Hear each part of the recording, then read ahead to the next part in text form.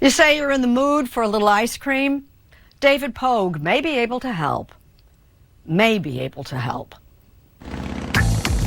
You'll have no trouble buying burgers at McDonald's. But ice cream is another story. Hi, welcome to McDonald's. How can I help you? Can I just get an ice cream cone? I'm sorry, we actually don't have any ice cream at the moment. Okay, thanks a lot. You're welcome. Okay, bye-bye. So how many McDonald's ice cream machines would you guess are broken right now? 2%? 4%? This past week, 19% of them were down in San Diego, 28% in New York City. That's according to McBroken.com, a website designed to track the machines in real time. We're not serving ice cream right now. Broken McDonald's ice cream machines have become a national punchline. I feel like they should just make the machine one of their mascots. You know, just be like, "Hi kids, I'm McFlurry, the ice cream machine that's too sick to work." McDonald's says that rumors of their breakdowns are greatly exaggerated, but even they have poked fun at the problem. In 2020, the company tweeted, "We have a joke about our soft-serve machine, but we're worried it won't work." For decades, Illinois-based Taylor was the exclusive supplier of soft-serve and shake machines to McDonald's. This is very similar to the McDonald's ice cream machine they use in the U.S. Okay. Jeremy O'Sullivan got to know these machines in 2011 when he and his partner Melissa Nelson founded a line of frozen yogurt kiosks. They call the Taylor machines finicky and over-engineered. Okay, what about this? BRL greater than 41F after SL. Just tell me what BRL means. Now, just because the machine is down doesn't mean it's actually broken.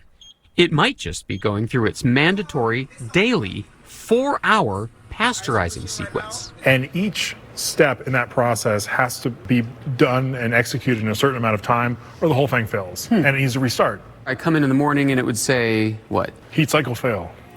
O'Sullivan even claims that the fragile design is intentional, so Taylor can rake in repair fees. A McDonald's employee is supposed to pick up the phone, ring, call a Taylor technician. "Hey, please come out. We really want to pay Taylor another $500 for repairs." Well, that may not be especially true. Taylor declined an on-camera interview, but said by email, Taylor does not make any money off of servicing its machines. All repairs to Taylor machines are handled by a network of independent distributors. Although that may not be completely true either. Taylor charges those technicians for training costs, and about 25% of the company's revenue comes from selling replacement parts. What did you guys come up with that could help with this situation? We created Kitch, which is a little tiny computer that attaches to the front panel of the machine, and it decrypts very complicated messages that your typical employee may not understand. Oh, this is it right here. Exactly. Okay. So this would say HPR greater than 41 SL. What would the Kitch message say that's more helpful than that? Maybe something as simple as like this. This hopper heated up because you left the lid off. The Kitch device also offers some remote control. This machine turns off. You're at home. Kitch lets you know. From your phone, you could restart the machine. Absolutely.